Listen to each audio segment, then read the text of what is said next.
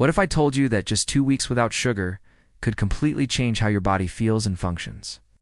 Most people don't realize how addictive sugar really is, and what happens when you finally cut it out might surprise you. Here's what the science says. Within the first few days, your body goes through withdrawal. You may feel cravings, irritability, even headaches. That's your brain adjusting, because sugar triggers the same reward pathways as addictive substances. By day 5 to 7, your energy levels start to stabilize. No more sugar crashes in the afternoon, and many people report sleeping better and waking up more refreshed. Around day 10, your taste buds actually begin to reset.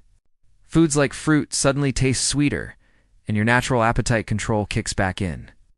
That means fewer cravings and less overeating. And by day 14, the benefits really show up. Studies suggest reduced inflammation, lower risk of insulin resistance, improved skin clarity, and even better mental focus. Your body starts burning fat more efficiently, and many people notice they feel lighter and more energetic overall. The truth is, cutting sugar isn't easy, but even 2 weeks can make a powerful difference. The real question is, are you willing to give it a try?